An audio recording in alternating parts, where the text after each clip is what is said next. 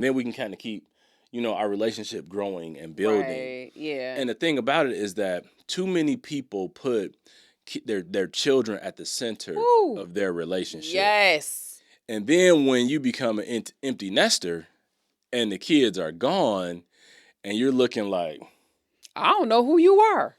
like, what's your name again? Tell me about yourself. Like your running joke. Like when I say you said such and such and such, and you'll be like, you don't even know me.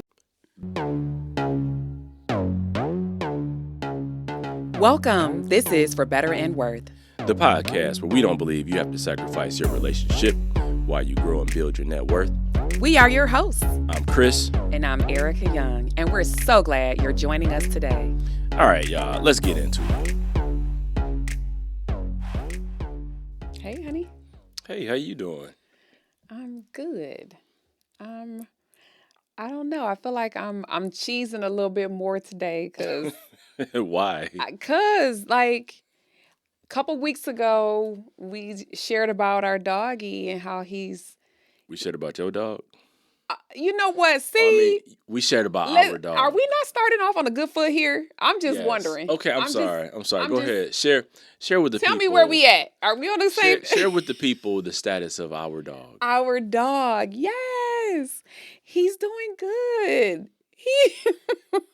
He did. He tore his ACL, and the doctor said he's making great progress without surgery. I'm sure everybody out there was wondering what's going on with Bear. Yes. I'm dog mom. Okay. I'm like. Yep. You are. I'm dog whisperer. Caesar Milan, I think you are dog antagonizer. That's what you are. Okay. But I'm just thankful. Look, people don't hate on me. I just didn't grow up with dogs, and I'm just trying to make my family happy. Yes, and so have pets. Yes, so he's had a good week of being able to go on walks and all of that, and that's evident. That's evident to him requesting walks. He's back to annoying us sometimes about the walks. So anyway, I'm happy. I guess if you're gonna have a dog, you gotta be willing to take him for a walk. So. That's why, and I do that. I take care of him. And we appreciate you. Praise the Lord.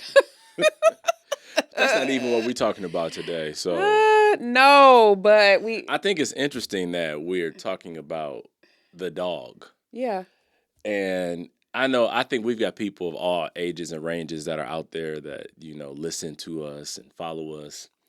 And the dog is what we focus on now because we're empty nesters. Yes. I mean, I don't know. I guess I'm happy now. I think it took me a while to get happy. Are you happy about being an empty nester? I just didn't know what to expect. So, we're just putting this out here to really set the expectation for you all that haven't got here yet. I say I'm happy. Were you immediately happy? Well, I think at first I was going to be like, man, my baby's gone and, it's just the two of us and, how's life going to shift? But we're having a pretty good time, like without them, not having to hurry home and worry about kids, and we haven't had to do that for a while because they were older. But I don't know, it's just I feel free. You know what? I think that's a really good point. Okay, so empty nesting. It's like Amistad. Give us free. You know what? Did you liken us being parents to slavery? Is this what we doing now? Or to being locked up or something? I don't. That's extreme. Not what I was thinking. You said give us that was Amistad, okay? And he was locked up. Right. It just seemed to fit the situation. So. Or I could have went, with like Mel Gibson and the Patriot freedom. See, but it's all good. But we had these kids, and then we're so excited. I love the kids. Yeah, we act like we're so excited. Oh my gosh, these babies! And then they grow up, and we want them to get out. But I think we want them to get out because they're expensive. They take up time. Girls are emotional. I think freedom from those obligations and all of that I can get. But at first, I was the word that I used was that it's weird. Yeah. It felt odd for us to have no kids in the house and to be able to do whatever we wanted to do without their activities and all of that. And so I'm going to say for me, solidly 6 months or more, I felt it was weird. And I was always anxiously awaiting my young one to come home because the oldest wasn't going to come home. She lives across the country. But I was just always like, when is she going to come home or when am I going to see her again? And it's funny because this year was the first time she was gone. Like, 'cause she goes to school only an hour and a half away. Mm-hmm. And this year she went almost a month and a half without coming home. And I was like, what is she doing? Like, I got comfortable with her coming home like once a month or me going to see her or whatever. But then when she went a month and a half, I was like, girl, wait a minute now. I need to see you. And I think for some of the people who are listening, empty nesting is just basically when the kids have either moved out for good, or in our case, our youngest is away at school, most of the year. She may be home part of the time during the summer, but it's like coming to the end because she's gonna have internships and things like that.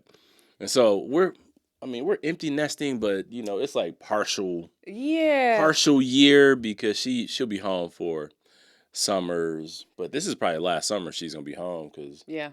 she'll have an internship next summer, and then Yeah, I don't want to think about it. then she's off on her own. So And somebody even they called me on the carpet a little bit. They were like, "Are you fully empty nested?" And I was like, "Wait a minute.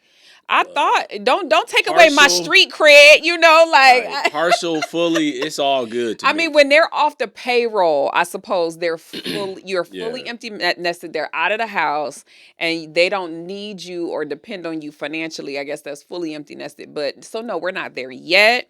But we're used to just us in the house. Yeah, but I think the misconception is that parents are going to be like super sad or overwhelmed with despair. And we've got some friends, and they're about to enter the same phase as us, and they are like, "Look, deuces, Get out. see ya," and they are looking forward to it because I think since the kids have been out of the house, we just are more spontaneous to Yeah. get up and do things and Yeah. connect with our friends, or hey, the only thing that drives us home sometimes is this lunatic dog. But Now he's a lunatic. the See, dog that brings us came back out home. really easy. That you know what I only say that because the dog has some anxiety. He does. When we're not here. He's very attached. Yeah, he's imprinted on doggy mom. He loves me. And that's cool. That's cool. But that's the only thing that may bring us back home. Yeah. Sometimes if we're out, I'm like, look, I want to have fun. But were you really, really looking forward to being an empty nester?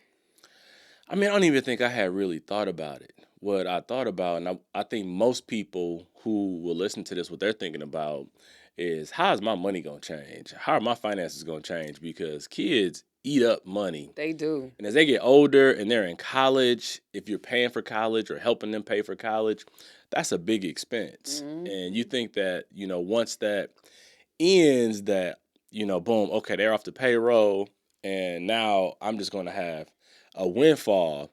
But we find that in empty nesters tend to spend, 50% more money. Dude, that's wild. I was like, what? Yeah, I looked up that stat and I was like, really? So for instance, let's just say for dining out and, miscellaneous money we definitely dine out more. But if we're saying like, okay, I'm going to give some real numbers here.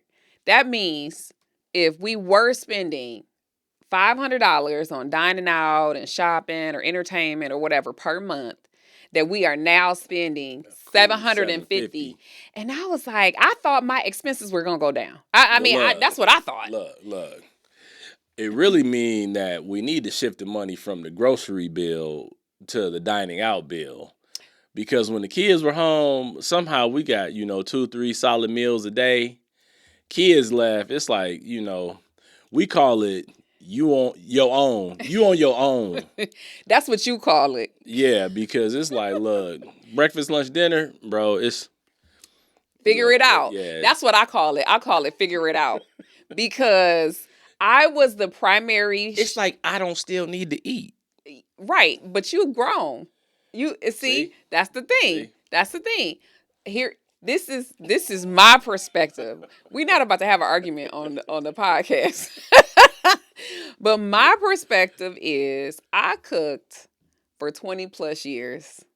So now you're a good cook. and so now that the kids are gone and I'm not necessarily cooking for 4 people, it's 2 of us. I'm like, oh, we both grown and we both live here. We both work at home. Yes, so true. somebody doesn't have to be me.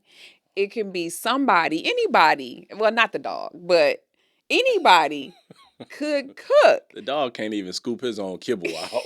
So if he could, he'd be in there all the time. Listen, we would be like, hey, get over here and make like, this. Hey, put that kibble down. But that's the thing. I think something in me turned off.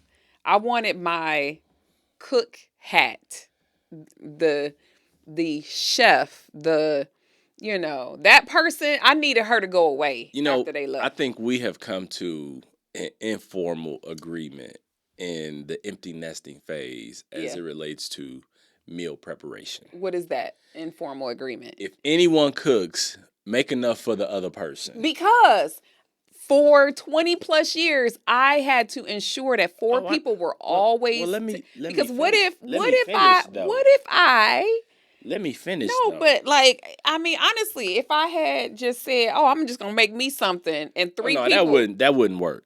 Right. That wouldn't work. So I think the same thing applies for the two of us. Yeah. That's definitely the agreement. Like if you're gonna cook, like I'm more of a breakfast cooker, so I will cook breakfast for today and potentially with leftovers. Yeah, we can minimize how much we cook. So that's one thing. In empty nesting, you're definitely gonna shift in how you even shop or consume. So from a budgetary perspective, I really do think that money shifts from one area to another. So you'll spend more dining out. We may go up in dining out, but we typically will go down in what we do from a grocery perspective because we've had our youngest come home and she's like, how are you guys living? Because there is no food in the refrigerator. And we're like, look, we surviving. We do. Ain't nobody losing no weight. No. But we still here. So that's true. Because I did gain weight when she left. What am I doing? Are we dining out that much? Is that what it is? I don't think so.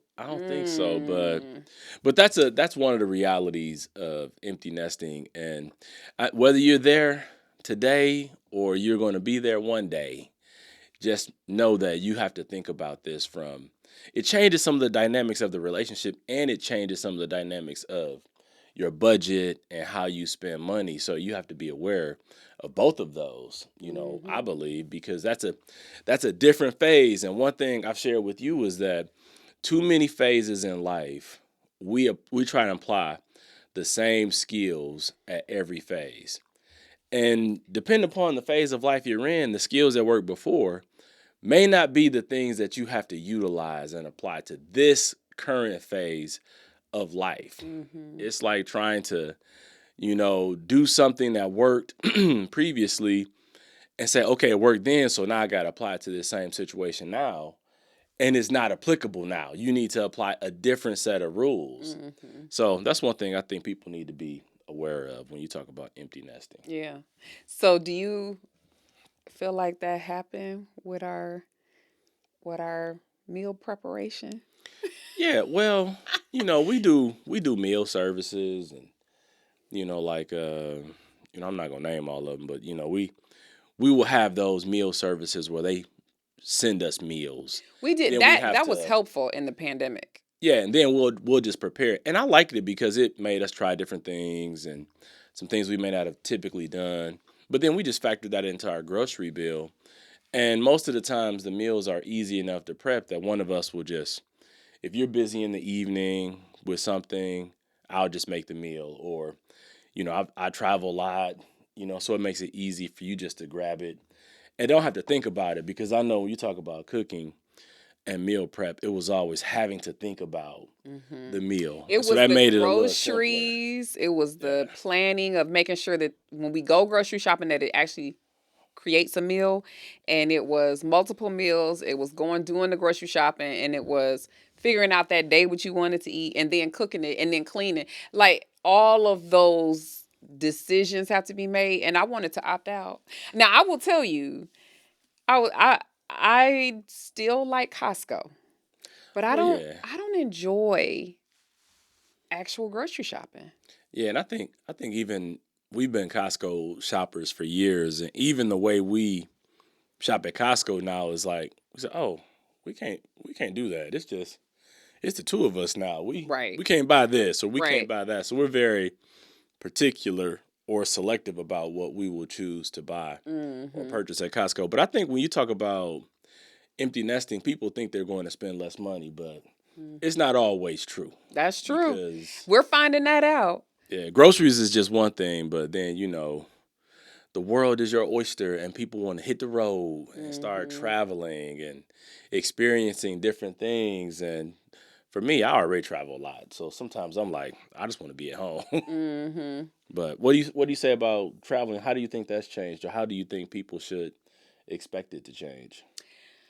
I think that because you can and you have the opportunity to, because the kids aren't around, you should go. If you have the dollars, go do it. Go, I mean, enjoy together. I feel like this is an opportunity as a couple for us to experience things together. And what's interesting, I've talked to people, and there might be a little guilt about going on a trip without the kids for the first times, or you laughing because you didn't have that guilt, did you? No, But because look, we got married young, and we had kids young. yeah, So now I feel like we're going back, and we're right. we're having kind of like a redo where it's just you and I. So I'm like, man, these kids, they're off living their lives. I'm like, I love them, but I'm like, man, forget them kids.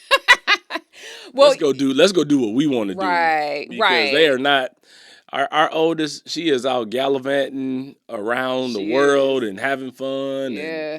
hanging with her friends. She's not thinking about us. I mean, she does call us regularly, and we appreciate that because we want check-ins and we love you. But they call us now, like, man, where you all at now? Or Mm-hmm. we've been hitting the concert series, or Right. man, we find all the stuff to do.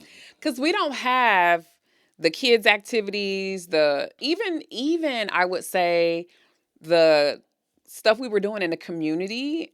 In this moment right now, we're not doing a whole lot, and it's interesting that we can like pull back from some of that stuff Yeah, because I felt like when we started empty nesting, I actually pulled back more from a oh lot of yeah, that stuff. me too. And so I think that is, you can choose, you can decide. You don't have to be at the concert for your kid anymore. You get to decide. And I think a lot of times that can be a challenge, figuring out how you want to spend your time. I do think I dived more into my work more, and I Yeah, you think you I definitely. have that I have probably done a little too much in I diving was like, into I was like, that. girl, you auditioning for the Olympics? The way you diving in, like, I and it has progressively gotten worse. I would say over the last like year, like I was about to throw a fishing rod in and reel you I back. know I might need that because when you don't have the off switch for the children, I think you can also take your spouse for granted in Man, that they don't need your time as much as your kids did. ooh-wee. And I honestly, so that reeling in is probably like I think we need to allow our spouse to do that. That's so good because somebody may be listening like, man, I got like a 7 and a 9-year-old. I'm way off from that. I'm telling you right now, you better listen and tuck this away because this can help.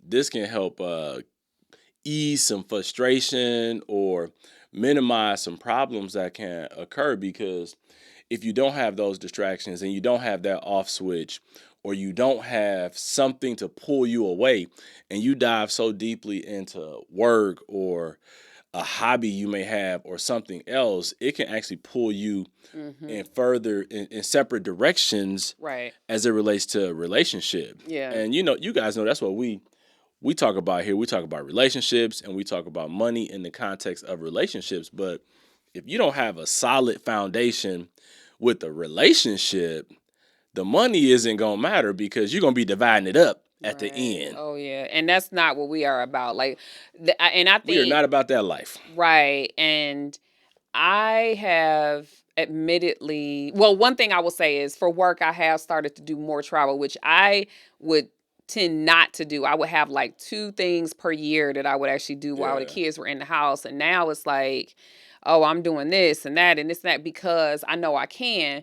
But also, your work is busy. So what we started to do that I think is kind of cool is when you have a trip that I can go on, I'll go. Yeah. And if I have a trip that you can go on, I want you to come. And so that has That's the been benefit of being able to work remote. right. So Yes. And it has been fun to kind of at least be a little into each other's world because when you talk about who you work with or this conference or whatever, and I don't know these people, I've been on to dinner with your boss, and you know what I mean, like we've tried to incorporate each other in our work life because it's easy to sit back and not do that. And so I think we've been pretty intentional. We've really tried to do that because I think um the more we're away from one another, we're not building our relationship. yeah. And so we have sat down and we talked about, okay, here's this trip coming. This is what's happening, blah, blah, blah. And then we try and figure out,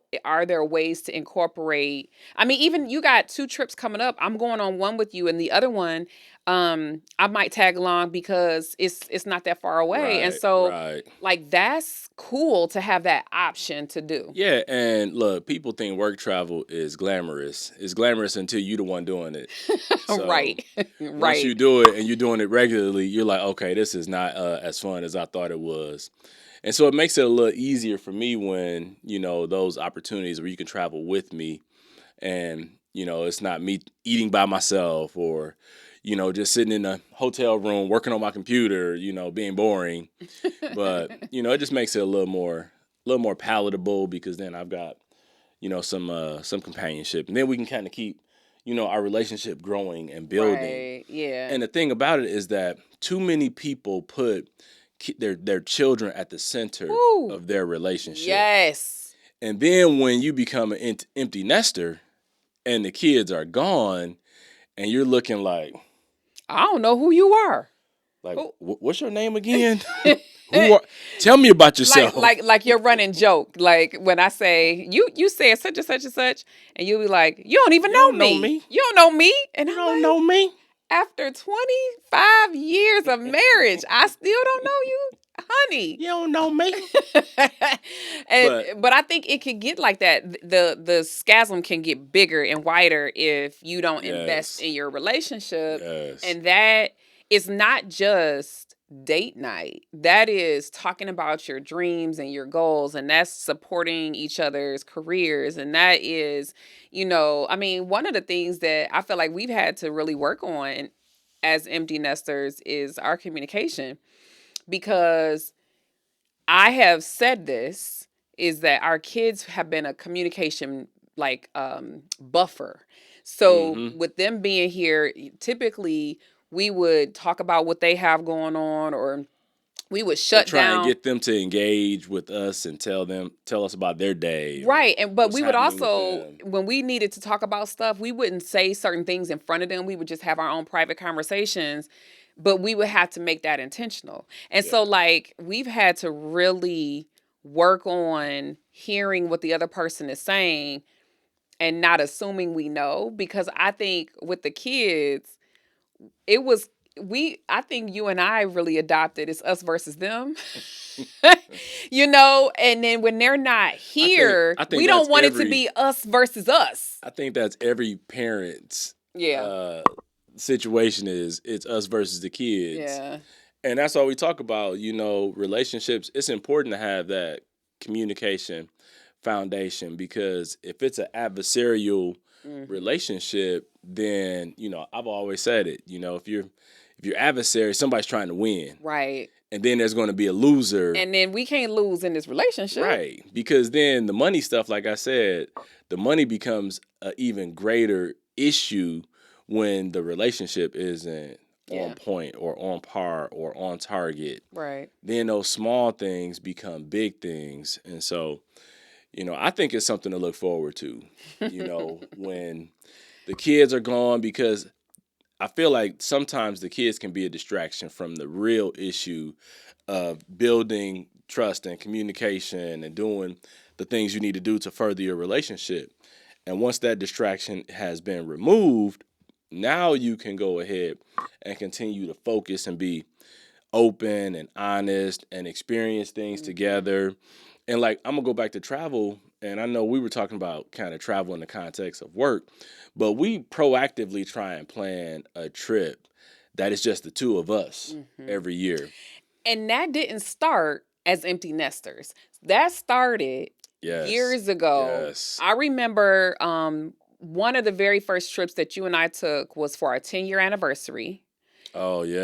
Um, Was that Niagara Falls? no, that was Hawaii. Oh yeah, that And was awesome. it was awesome. And then we, periodically. That's still my favorite vacation. Yeah, yep. We went to Maui.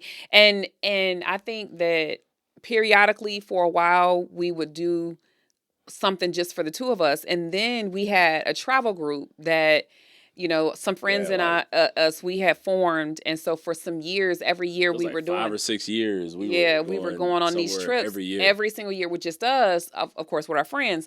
But we didn't wait until, I think the biggest thing with travel is we just did not want to wait until we were retired to enjoy our travel. My grandparents retired Right. I'm not and trying to have to bring the hover around, bring the scooter on every trip, have a exactly. minivan with it attached to No, the seriously. back of the car. That's when you decide to start traveling. It's like that's when you need to stop. It's too late then. See, and my grandparents retired and they began to travel when they were in their 60s. And while that's wonderful, and they did that for 10 years, they were part of a travel club. And every year they were going somewhere different. That was Yes. super cool. But We're like, I moving a don't want to whole lot wait. slower. I don't want to wait till Yeah. 65. And so No. we started way earlier. And that was one of the reasons getting out of debt was so important, is so that we can make room for being able to travel. And we realized like that is a commonality that we have. That's a passion that we have. That is a thing that we will And spend our we're money and on. we're adventure seekers. So when we Yes. travel, we want to go and do all the adventurous things, and you can't wait until you're older and less Yeah. willing to take the risk to do Right. some of the adventurous things that you can experience on some of the trips you may take, or your body is like, okay, no, you can't do this. Yeah. And so I like the fact that we didn't wait until one, we became empty nesters, or two, we retired. We just started doing that. And we did it at the level we were able to do it at. Right. It doesn't have to be Right. super It doesn't have expensive. to be like glamorous. You can take a trip somewhere in the States and go and have an adventure. And for me, adventure means explore what's unique to that area. Mhm. Because we talked about, 10 years going to Maui, but I remember that you and I took a trip just to Niagara Falls. Yeah. It was just the two of us. Mhm. We drove to our family and left the kids, and then we drove to bed and breakfast that I was on the love bed and Canada. It was on breakfast. the Canadian side, and we had such a good time. Yeah. It was so much fun, And it and was it not was expensive. right. And it was like just having the experiences and seeing what was there. And it was a great trip, Mhm. and it was basically a road trip. It was a road trip, and then you paid for the bed and breakfast. We did a winery tour. We went up the Yeah, we coast for like a we actually winery did tour. a couple. We did, and then we just watched the falls, of course. But it was a pretty. I mean, in terms of vacations, It it was was a pretty pretty, yeah, it was inexpensive. pretty economical Yeah. to do. And you can find things and places like that. Mhm. And I think that's an investment in your relationship Right. that will pay dividends just like compounded interest in your retirement funds. So Mhm. if you want compounded interest in your retirement funds, you need to also invest into your relationship so you can get those same compounded interest and dividends and love tokens and banks in this relationship. That's Because if right. this doesn't work, like I guess I keep saying it, the money is not gonna work. I was gonna say too, if you don't invest in your relationship, it doesn't matter what you do with your money. Because in my opinion, and I suppose it might be easy for me to say this, but We can have all the money in the world, but if our relationship isn't tight, what does that matter? Right. You know what I mean? But I think that does help It's us get easy for into. you to say because you married to me. Wow. You know, You're right, babe. I make it easy for you. What about it makes it easy that you I maybe you should expound on that. It helped me. I don't know, maybe my memory is I failing keep you me. You laughing. do. I make light and jest of things, and Woo. I'm True. I'm pretty lighthearted. Most Most of the of the time, time. yes, There's a correct. few things that I kind of go in on, but it's a very small list. So Yeah, you're right. You're honestly, I feel like we are not people who fuss and argue or disagree yeah. emphatically to where we can't come to Well, they some type say of ain't really nobody got time for that. right, exactly. But I think this does bring up another point about empty nesting is that hopefully by the time you're at a point where your kids are out of the house, you can actually enjoy your money. So Hmm. even if you do spend more, like you want to be able to enjoy it. So for instance, one, I think it's important for you to look at, are you on track for retirement? If not, what needs to change? Are you, I mean, as a person, I mean, I'm not going to say age or anything, but I feel like when you're in your 50s, like we need to be talking about paying this mortgage off, right? Um and Because I think that frees up a whole lot of yeah. income if you Yeah. have no debt and no mortgage. But you got to make sure you were saving for your retirement first. Right. So even if you're putting off paying off the mortgage and you're focused on retirement, that's probably the important first step. After you Right. get out of debt and you're saving for retirement, and I say put that even above, paying for kids' education, because if you can't take care of yourself, That part. then how you gonna take care of them? And that's the third thing I was going to say is at this phase of life, a lot of times if you have children, their college or their next step. So be it college or if they're going to work or you know, you might be at a phase where they graduated high school and they're still in your house. And that might Hmm. not technically be considered, empty nesting. But at this phase of life, you should be thinking about how you can help move them along, advance them, and it shouldn't break your bank for your own retirement. I think that balance between what can we do, are we on track, and are my kids gonna be all right? Look, That's the dance we do. if you didn't watch last week, go back and visit the bank of mom and dad, because Yeah, we're clipping their wings if we don't help them go out there and learn how that's to fly. right. And So so, but I think a lot of parents tend to spend money on their kids and not think about their own retirement, and the yeah. empty nester phase is when you really need to be paying attention to, am I doing everything I need to do to take care of me first, and then make sure they can fly. So let's talk about this. Make it worth it. And so for me, I don't want you to get confused. Enjoy your kids while you have them, because we have two beautiful daughters. I enjoy every moment of having them as children, and I even enjoy them so much more as adults. And so enjoy those moments and make preparation for the next phase in life. Because I think one of the toughest things for parents is when your kids reach an age of 18, 22 if they've gone to college. Letting go and letting them make decisions is probably one of the toughest decisions for parents, or one of the toughest things for a parent to embrace, because you're used to making all the decisions. Mm-hmm. And so I say enjoy them while they're there, but just know, like they said, don't kill your kids because better ones are on the way. I'm not ready for I'm grandparenting certainly though, not ready for that. but And, I and hear and we're you. not talking about that today, but I'm Right. just saying enjoy that phase because a better phase is on the way. Yeah, because I'm enjoying them. I even said this to our oldest recently that I really like the relationship we have right now. I Yeah. said it to my mother. I was like, I really like the relationship that we have right now. And so it's a sweet spot probably for where we are. And so my make it worth it is invest in your relationship. You know, That's good. so be it with travel or communication or, making sure you have a solid financial future, like invest in your relationship because, you know, this is the person who's going to be with me for the rest of Right. my life and the rest of his life. And I'm the one so, that's gonna plug your hover round you in know to what? I'm make not sure gonna it's have no hover. charged. No, I'm gonna be doing your hover. I'm not Okay. gonna have no hover See, round. see Okay. now, but we gonna I'm gonna what we keep. gonna be I'm gonna doing. keep biking and lifting weights We're and gonna working be out. getting each other out the bed. Like, come on, honey, let's Like, go come for on, you our. going to the gym Let's with me go. Let's today? go. We gonna be 75. Talking about some. Right. So You I'm gonna going. go We to the going to the gym? gym.